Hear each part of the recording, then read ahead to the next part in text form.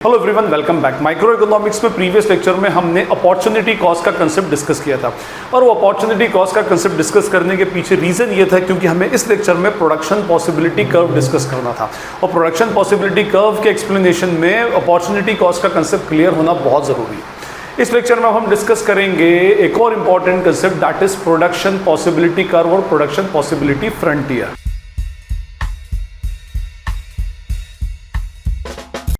अगर हमारी हेडिंग को ध्यान दे तो हमें यहां से दो वर्ड्स डिराइव होते हैं। First is the production possibility and second is the curve. तो अगर हम इसकी डेफिनेशन बनाए तो हम ये बोल सकते हैं a curve which shows the production possibilities, एक ऐसा कर्व जो प्रोडक्शन पॉसिबिलिटीज को शो करता है। अब जब सबसे पहले वर्ड कर्व आया तो ये हो गया कि ये अपने आप में एक ग्राफिकल प्रेजेंटेशन है, ठीक है जी। तो कर्व बोला गया मीन्स ये ग्राफिकल प्रेजेंटेशन है, कर्व ग्राफ के अंदर ही शो होता है, ठीक। और दूसरा ये बोला गया कि ये प्रोडक्शन पॉसिबिलिटीज को शो करता है, मीन्स एक ऐसा कर्व जो आपकी डिफरेंट प्रोडक्शन पॉसिबिलिटीज को शो करेगा। ऐसा कर्व जो है वो क्या कहलाएगा, आपका प्रोडक्शन पॉसिबिलिटी कर्व, ठीक है। ये अभी मैंने एक लेमन सेंस में, एक जनरल सेंस में आपको एक डेफिनेशन एक्सप्लेन की कि ऐसा कर्व जो डिफरेंट प्रोडक्शन पॉसिबिलिटीज को रिप्रेजेंट करेगा, that is called as what, production possibility curve. अब कौन सा कर्व, कौन सी प्रोडक्शन पॉसिबिलिटीज, इसके ऊपर हम बात करते हैं। प्रोडक्शन पॉसिबिलिटीज जो होती है वो आपकी इकोनॉमी के अंदर होती है। अगर हम बात करें किसी भी इकोनॉमी में, कोई सी भी इकोनॉमी में, और मैं आपको प्रीवियस लेक्चर में एक्सप्लेन कर चुका हूं central problems of an economy वाले लेक्चर में, कि जब भी वर्ड इकोनॉमी यूज होता है यूजुअली तो बाय डिफॉल्ट हम क्या करते हैं, economy of a specific nation या economy of the entire country हम अज्यूम करके चलते हैं, ठीक है।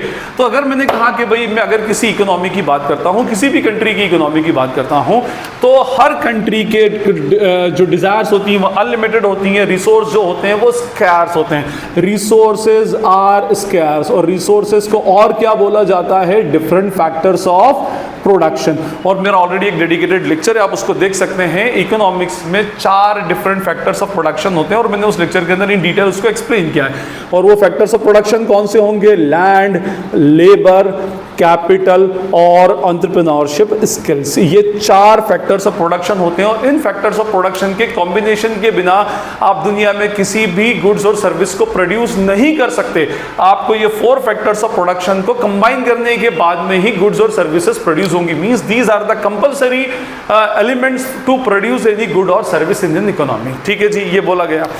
अब ये बोला जाता है, ये जो प्रोडक्शन पॉसिबिलिटी की बात है वो ये बोला जाता है कि अगर मान लें, एक अजम्पशन लेते हैं उसके अंदर कि आपकी इकोनॉमी में ये land, labour, capital, entrepreneurship skills है। देखिए प्रैक्टिकली ऐसा होता है कि किसी भी इकोनॉमी में 100% लैंड, 100% लेबर, 100% कैपिटल और 100% एंटरप्रेन्योर्स कभी भी यूटिलाइज होते ही नहीं है, इनका यूटिलाइजेशन होता ही नहीं है। फुलर यूटिलाइजेशन कभी नहीं होगा प्रैक्टिकली।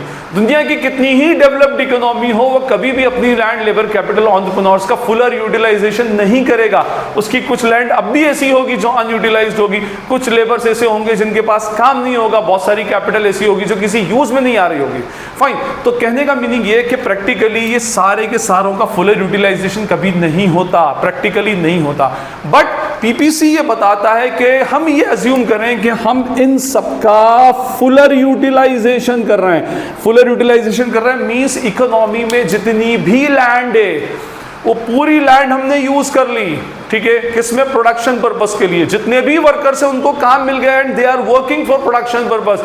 वो गुड्स और सर्विसेज प्रोड्यूस करने में दिन रात लगे, ठीक है ना, वो लोग लगे उसके अंदर। जितनी भी कैपिटल आपके बिजनेस में, वो कैपिटल पूरी यूज होगी। जितने एंटरप्रेन्योर्स आपकी इकोनॉमी में, वो सारे एंटरप्रेन्योर्स अपने काम से लग गए और प्रोडक्शन पॉसिबिलिटीज में लग चुके।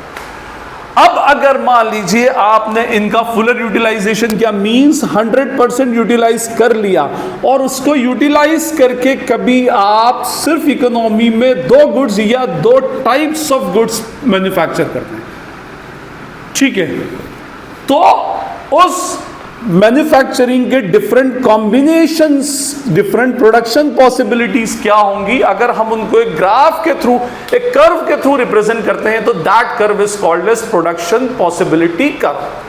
क्या करना है आपको, अपनी इकोनॉमी के सारे फैक्टर्स ऑफ प्रोडक्शन का फुलर यूटिलाइजेशन मींस पूरी तरह से यूज करें और उनको यूज करके 2 गुड्स के बीच में ऑल्टरनेटिव्स देखें, प्रोडक्शन पॉसिबिलिटीज देखें कि कौन सी गुड कितनी प्रोड्यूस हो सकती है, और जो डिफरेंट प्रोडक्शन पॉसिबिलिटीज आएंगी उनका एक कर्व बना लें, बस जो वो कर्व होगा that is called as what, production possibility curve. इसको हम बोलते हैं production possibility curve, that is called as what, PPC.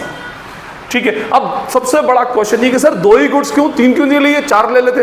तो एक्चुअली होता क्या है कि मैं यहां पर वर्ड कर्व यूज कर रहा हूं। कर्व मींस ग्राफिकल प्रेजेंटेशन, और ग्राफ्स के अंदर हमारे पास 2 ही डायमेंशंस होते हैं, first is X and second is Y, और 2 डायमेंशन के ऊपर सिर्फ 2 ही गुड्स को रिप्रेजेंट किया जा सकता है, एक गुड एक एक्स के ऊपर और एक वाई के ऊपर। मान लीजिए इधर एग्रीकल्चरल गुड्स रखी, इधर इंडस्ट्रियल गुड्स रखी, तो सिर्फ इन्हीं को दोनों को एक्सप्रेस किया जा सकता है। इसीलिए हम प्रोडक्शन पॉसिबिलिटी कर्व में 2 ही गुड्स को कंसीडर करते हैं। फिर बोलता हूं, आपके अपने जितने भी फैक्टर्स ऑफ प्रोडक्शन है उनका 100% फुल यूटिलाइजेशन किया रहे, और उसका फुल यूटिलाइजेशन करने के बाद में उसको किस में यूज करें, प्रोडक्शन ऑफ 2 गुड्स, 2 गुड्स के प्रोडक्शन में लगाएं, एक्स और वाई, और जो जो डिफरेंट कॉम्बिनेशंस हो वो डिफरेंट कॉम्बिनेशंस जो हैं उनका एक कर्व बना लें, तो वो क्या कहलाएगा, आपका प्रोडक्शन पॉसिबिलिटी कर्व। जैसे मैंने यहां मान लीजिए यहां पर एक कर्व बना दिया, now this will be called as what, PPC. इसको हम क्या बोलेंगे, पीपीसी बोलेंगे।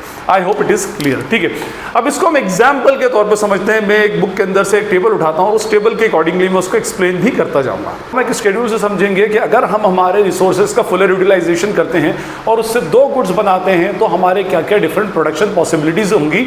ये इमेजनरी वैल्यूज है, मैंने एक बुक में से उठाई है। फाइन, तो ये देखिए, ये हमारा पीपीसी शेड्यूल है। ये फर्स्ट कॉलम हमारा डिफरेंट कॉम्बिनेशंस का होगा, हम अलग अलग कॉम्बिनेशंस पर बात करेंगे, और ये एग्रीकल्चरल गुड्स और इंडस्ट्रियल गुड्स 2 टाइप के गुड्स में ले रहा हूँ। ठीक है, अच्छा, आप इसमें कोई एक 2 गुड्स भी ले सकते हैं, मैंने तो ग्रुप ऑफ गुड्स लिया है, एग्रीकल्चरल गुड्स और इंडस्ट्रियल गुड्स। ठीक, एग्रीकल्चरल गुड्स को मैं y अज्यूम करता हूं और इंडस्ट्रियल गुड्स को x के ऊपर मैं पुट करूंगा। ठीक है, मैंने फर्स्ट कॉम्बिनेशन लिया, कॉम्बिनेशन ए, या आप कॉम्बिनेशन 1 भी बोल सकते हैं। मैंने ये माना कि मेरी जितनी भी लैंड है, लेबर, या मैं कहूँ मेरे जितने भी फैक्टर्स ऑफ प्रोडक्शन है, उनका मैंने 100% यूटिलाइजेशन किया, और 100% जो उसका यूटिलाइजेशन किया वो एग्रीकल्चरल गुड्स बनाने में यूटिलाइज कर लिया। मीन्स मैं लैंड, लेबर, कैपिटल, एंटरप्रेन्योर्स को 100% यूटिलाइजेशन कर रहा हूँ, सारे के सारे सिर्फ मैं क्या कर रहा हूँ, एग्रीकल्चरल गुड्स बनाने में यूज कर रहा हूँ। इकोनॉमी में सारा बस सिर्फ एग्रीकल्चरल गुड्स बना रहा हूँ, none of industrial goods will be are producing. ठीक है, तो हम क्या करेंगे, जब हम सारा का सारा factors of production agricultural goods बनाने में लगाएंगे, तो इसका आउटपुट आएगा, मान लीजिए इसका आउटपुट आया 210, 210 यूनिट का आउटपुट आया। और अगर मैं पूरे के पूरे factors of production agricultural goods बनाने में यूज कर रहा हूं, तो नेचुरली इंडस्ट्रियल गुड्स का प्रोडक्शन कितना होगा, 0 होगा। और ये भी याद रखिएगा कि ये मैक्सिमम प्रोडक्शन ऑफ वाई होगा, क्योंकि मैंने सारे रिसोर्स किस में लगा दिए हैं, वाई के प्रोडक्शन में लगा दिए, एक्स में नहीं लगाए, तो नेचुरली जो वाई का प्रोडक्शन होगा वो मैक्सिमम होगा। तो मेरा जो वाई का मैक्सिमम प्रोडक्शन होगा that is equals to 210 units या 210 टन क्विंटल्स, जो आपने लेना है। मैंने एक इमेजनरी वैल्यूज के अंदर ले ली। ठीक है, अब मैंने सोचा कि भाई मेरे सारे रिसोर्स जो हैं वो सिर्फ किस में लग रहे हैं, एग्रीकल्चरल गुड्स को मैन्युफैक्चर करने में लग रहा है, प्रोड्यूस करने में लग रहा है। मैं थोड़े से गुड्स को ट्रांसफॉर्म करता हूं फ्रॉम वाई टू एक्स। इसका मीनिंग ये होता है कि मैं एग्रीकल्चरल गुड्स के कुछ रिसोर्सेस को ट्रांसफॉर्म कर देता हूं किसमें, इंडस्ट्रियल गुड्स में।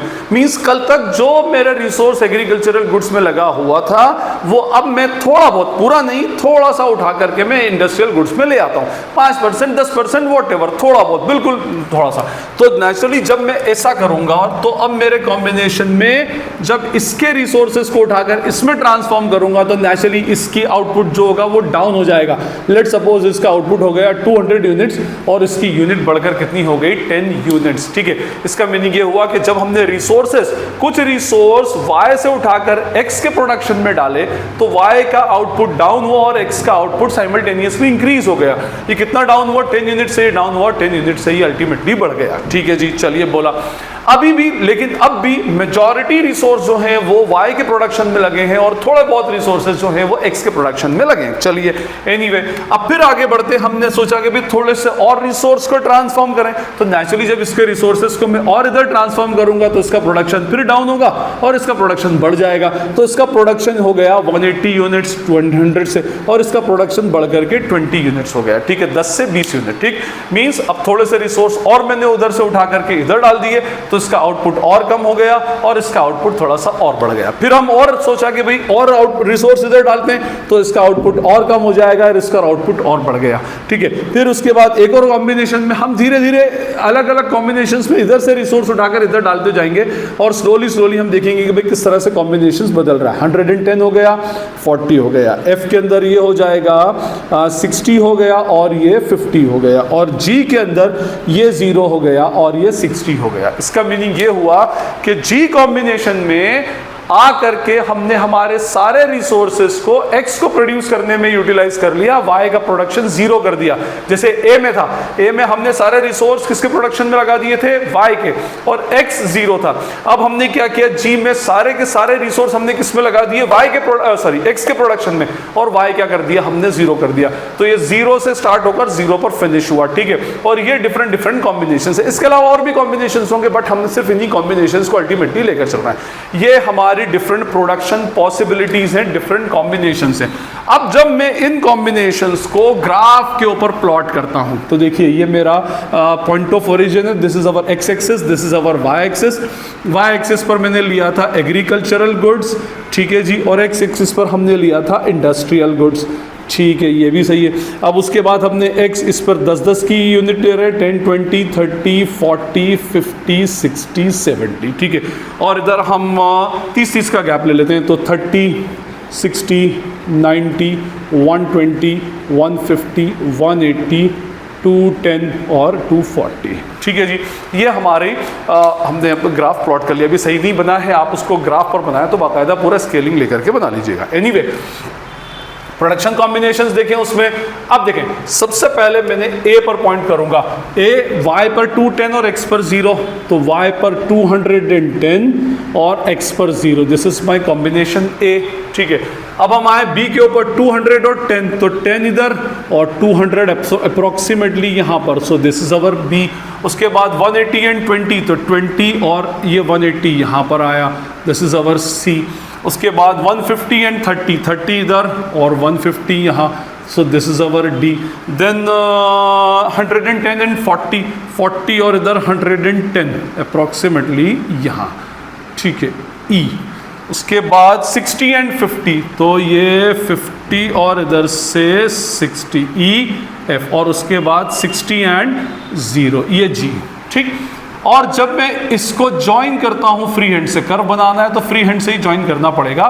तो ये बेसिकली जो मेरा कर्व आएगा, this is called as what, PPC. और ये मैंने क्या कहा था कि PPC is the curve which is a graphical presentation of different possibilities of producing two goods in an economy by using fuller utilization of resources, ठीक है। तो ये हमारा जो पीपीसी है, एक्चुअली ये एक ऐसा कर्व है जो ये शो करता है कि अगर आप अपनी इकोनॉमी में अपने रिसोर्सेज का फुलर यूटिलाइजेशन करते हैं और 2 गुड्स बनाते हैं, तो these will be the production possibilities. और इस कर्व के ऊपर इसके अलावा जो और कोई पॉइंट आया, मान लीजिए ये पॉइंट बात करें ए डैश, ये पॉइंट का बात करें बी डैश, ठीक है, या ये पॉइंट बात करें बी डबल डैश, तो ये पॉइंट के ऊपर भी आपका रिसोर्सेज का फुलर यूटिलाइजेशन होगा और उसके ऊपर कुछ ना कुछ कॉम्बिनेशन ए और बी का होगा। हम इतने सारे कॉम्बिनेशन नहीं ले रहे, बट इस पीपीसी के ऊपर जब भी आएगा तो आपके रिसोर्सेज का फुलर यूटिलाइजेशन अल्टीमेटली हो जाएगा। फाइन, तो ये हमारा पीपीसी है जिसके अंदर हमने क्या किया, ये डिफरेंट हमारे कॉम्बिनेशन हैं और उसका हमने ग्राफिकल प्रेजेंटेशन किया। अच्छा, अगर हम देखें तो हमने इसको किस तरह से बनाया, ये ऐसे बनाते जा रहे हैं इसको, ठीक है ना। ये आपने देखा होगा इधर से एक्स और वाई से, ये तो आपको अल्टीमेटली बनाना आता है। फाइन, अब देखें इसके अंदर हम बात करें कि आपके पास 3 एरियाज हैं, 3 पॉइंट्स अगर हमारे बनाए तो हम बन सकते हैं। First area which lies under the PPC, जो इसके नीचे आ रहा है। मान लो मैंने एक पॉइंट दिया यहाँ पर पी, ठीक है, और एक पॉइंट और लिया मैंने यहाँ पर क्यू, ठीक है, ये 2 इकोनॉमीज हैं, ठीक। उसके अलावा कुछ पॉइंट्स ऐसे होंगे जो पीपीसी के बाहर भी आ सकते हैं। मान लीजिए ये आया हमारा पॉइंट एक्स, ठीक है, या मैं कहूँ यहाँ पर पॉइंट वाई, ठीक है, ये हमारे पॉइंट्स हैं और हमारे ये पॉइंट्स तो पीपीसी के ऊपर आ ही रहे हैं इसमें। अब देखें, मैंने आपसे कहा था कि पीपीसी में आपके रिसोर्सेज का फुलर यूटिलाइजेशन होगा और मैंने ये भी कहा था कि प्रैक्टिकली कोई इकोनॉमी पीपीसी के ऊपर वर्क नहीं करती, सारी इकोनॉमीज प्रैक्टिकली पीपीसी से नीचे ही वर्क करेंगी। ठीक है। इट मींस जो भी इकोनॉमी काम कर रही है वो इस एरिया के अंदर करेगी, इसके ऊपर तो काम करना प्रैक्टिकली पॉसिबल ही नहीं है। तो हम ये देखें कि पीपीसी में किस किस तरह के एरियाज एक्चुअली होते हैं और क्या क्या रिप्रेजेंट करते हैं। तो देखिए, सबसे पहले तो मैं कहूंगा पॉइंट्स ऑन पीपीसी। पीपीसी के ऊपर जो पॉइंट्स होते हैं कौन से, A B C D E F and G, these are the points which lie on the PPC. क्या रिप्रेजेंट करते हैं, these represents what, fuller utilization of resources. आपके रिसोर्सेज का फुलर यूटिलाइजेशन करेंगे। क्या पॉसिबल है, यस पॉसिबल तो है, भले ये बात अलग है कि इकोनॉमी उसके ऊपर वर्क नहीं करती, but it is possible. But these are attainable points. Attainable points का मतलब होता है दीज आर क्वाइट पॉसिबल। आप मेहनत करें तो इस टारगेट को भी अचीव कर सकते हैं। इकोनॉमी प्रॉपर प्लानिंग करे, what to produce, how to produce, whom to produce की, तो वो इस टारगेट को भी अचीव कर सकती है, पॉसिबल है। और फुलर यूटिलाइजेशन होगा मींस आपके रिसोर्सेज 100% यूटिलाइज हो जाएंगे। चले जी, फाइन। उसके बाद कोई और पॉइंट्स, तो of course there are points, ठीक है। कुछ पॉइंट्स है जैसे पॉइंट, इधर लिख रहा हूं मैं, नीचे दिखेगा नहीं, पॉइंट पी एंड क्यू। तो ये क्या होगा, एरिया बिलो पीपीसी, इसको हम बोलेंगे ना पॉइंट्स बिलो पीपीसी। पीपीसी के नीचे कौन से, पी एंड क्यू, ठीक है। पी और क्यू ये दो पॉइंट्स है। इसके अंदर क्या होगा, इसमें होगा अंडर यूटिलाइजेशन ऑफ रिसोर्स, ठीक है, बट दे आर अटेनेबल, ठीक है। अंडर यूटिलाइजेशन का मीनिंग होगा आपके जितने रिसोर्स हैं आप उनका यूटिलाइजेशन नहीं कर रहे, उससे कम का यूटिलाइजेशन कर रहे हैं, but still they are attainable. और ये तो होता ही है ना प्रैक्टिकली। मैंने कहा कि जो भी कंट्रीज होंगी वो अपनी पीपीसी के नीचे ही इकोनॉमी सारी की सारी काम करती है, तो प्रैक्टिकली होता भी है उसके अंदर। अब आए हमारे थर्ड पॉइंट्स अबव पीपीसी। यहां लिख देता हूं मैं, पॉइंट्स अबव पीपीसी। पीपीसी के ऊपर कौन से, एक्स एंड वाई। ये रिप्रेजेंट करते हैं over utilization of resource. Means आपके रिसोर्स जितने हैं उससे 100% से भी ज्यादा यूटिलाइज कर लिया, but they are unattainable. Unattainable का मीनिंग होता है these points, working on these points are not practically possible. इतना प्रोडक्शन इस रिसोर्सेस के अंदर देना पॉसिबल ही नहीं है। क्यों नहीं है, क्योंकि आपके रिसोर्सेज इस पीपीसी पर आपके रिसोर्सेज का फुलर यूटिलाइजेशन हो चुका है।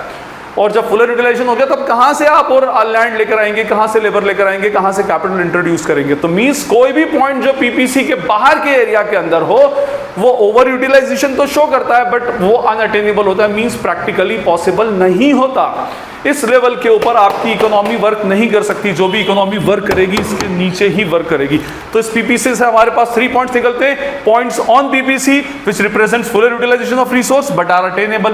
पॉइंट्स बिलो पीपीसी प्रैक्टिकली ऐसे ही होता है, under it shows the under utilization of resource but again they are attainable. उसके बाद पॉइंट्स अबव पीपीसी जो ओवर यूटिलाइजेशन होता है but practically those are unattainable. ठीक है, चलिए अब एक चीज मैं आपको बता दूं, इसको वाइंड अप करते करते इस लेक्चर को, जो वैसे तो आपके उसमें नहीं है बट प्रैक्टिकली आपके कंसेप्ट को क्लियर करने के लिए बहुत इंपॉर्टेंट है। देखिए मैंने आपसे क्या कहा कि जितनी भी इकोनॉमीज होती हैं वो प्रैक्टिकली पीपीसी के नीचे काम करती हैं। ठीक है, मान लें ये 2 कंट्रीज हैं पी और क्यू, और हम ये अज्यूम करेंगे इन पी और क्यू का पीपीसी भी सेम है। पी का और क्यू का दोनों का पीपीसी सेम है, सेम टू सेम। यही पीपीसी पी का भी है और यही पीपीसी क्यू का भी है, 2 कंट्रीज हैं। ठीक है, अब ये तो मैंने क्या कहा, ये फुलर यूटिलाइजेशन है, बट कंट्री पी यहां वर्क कर रही है और कंट्री क्यू यहां पर वर्क कर रही है।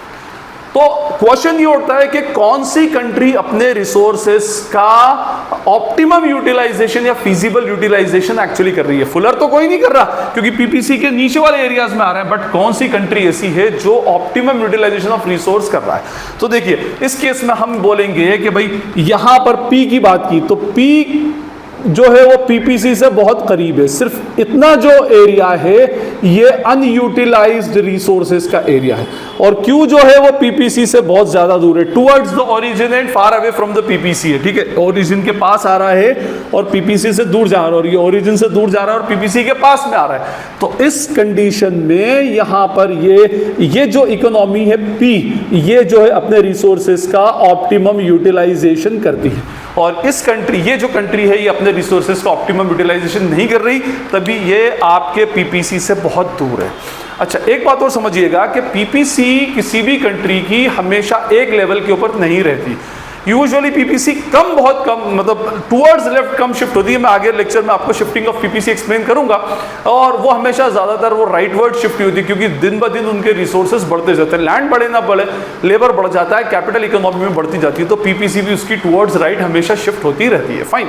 अच्छा, एक बात और लाख है कि मैं लास्ट इस लेक्चर को वाइंड अप कर रहा हूं कि पीपीसी के दो नाम और हैं, ठीक है, पीपीसी के दो नाम और हैं, और वो नाम है हमारे, first is production possibility frontier, ठीक है, इसको पीपीएफबी बोलते हैं। ये एफ जो है दैट रिप्रेजेंट्स व्हाट, फ्रंटियर, और फ्रंटियर जो होती है बॉर्डर होती है। बॉर्डर मींस ऐसी जगह जहां के आगे जाना आपको अलाउ नहीं होता, जैसे इंडिया पाकिस्तान की बॉर्डर है, तो जो बॉर्डर है, इंडियन जो है वो इस बॉर्डर तक तो फ्रीली जा सकते हैं, उसके आगे नहीं जा सकते। उधर से पाकिस्तान के लोग उनकी बॉर्डर तक तो आ सकते हैं, उसके बाद अंदर नहीं आ सकते, ठीक है, क्योंकि बॉर्डर लग जाती है। बस ये भी हमारा फ्रंटियर है, ये हमारी बॉर्डर है। मींस हमारी इकोनॉमी अगर हमारे रिसोर्सेज का फुल यूटिलाइजेशन कर ले, सबको भी यूज कर ले, तो मैक्स टू मैक्स यहां तक जा सकती है, इस बॉर्डर के आगे नहीं जा सकती। फ्रंटियर ये हमारा मोर्चा है, लास्ट है, ये लास्ट एक्सटेंट है और मैक्सिमम एक्सटेंट है, इसके आगे नहीं बढ़ सकते। इसीलिए प्रोडक्शन पॉसिबिलिटी कर्व को पीपीएफबी बोला जाता है। दूसरा इसको हम बोलते हैं, सेकंड इसका एक और नाम होता है, that is what, transformation curve. Transformation curve का मीनिंग होता है जो ट्रांसफॉर्मेशन को शो करता हो, ट्रांसफॉर्मेशन को रिप्रेजेंट करता हो। देखिए ये ट्रांसफॉर्मेशन को रिप्रेजेंट कर रहा था, मैंने क्या बताया, 210 से जैसे ही ये 210 क्या था कि जब मैंने सारे रिसोर्सेस वाई में लगा दिए और एक्स में कुछ नहीं लगाया, तो पूरा वाई का प्रोडक्शन हो रहा था। जैसे ही मैंने अपने रिसोर्सेस को वाई से एक्स में ट्रांसफॉर्म किया, तो इसका प्रोडक्शन डिक्रीज हो गया और इसका प्रोडक्शन इंक्रीज हो गया। और जैसे जैसे मैं ए टू जी आ रहा हूं, इधर देखिए ए टू जी आया, तो स्लोली स्लोली मैं वाई के प्रोडक्शन को कम करता गया और एक्स के प्रोडक्शन को बढ़ाता गया, ठीक है। क्यों भाई ऐसा? क्योंकि मेरे पास रिसोर्सेज जो है वो स्कैर्स है, और अगर मुझे एक्स का प्रोडक्शन इंक्रीज करना है तो नेचुरली मुझे वाई का प्रोडक्शन कम करना पड़ेगा। तो ये हमारा कंसेप्ट था प्रोडक्शन पॉसिबिलिटी कर्व का। आई होप आपको क्लियर होगा। नेक्स्ट लेक्चर में हम फीचर्स ऑफ पीपीसी पढ़ेंगे, why PPC is downward sloping towards right and why PPC is concave shift. इस लेक्चर में अगर आपको कोई क्वेरी या डाउट हो या कुछ भी डाउट अगर क्रिएट होता है तो आप मुझसे कमेंट सेक्शन में पूछ सकते हैं। और अगर ये वीडियो आपको यूजफुल लगता है तो अपने फ्रेंड्स के साथ में शेयर करें, वीडियो को लाइक करें और चैनल को सब्सक्राइब जरूर करें। This is Najeeb Hashmi signing off from Najeeb Hashmi's academy. Thank you.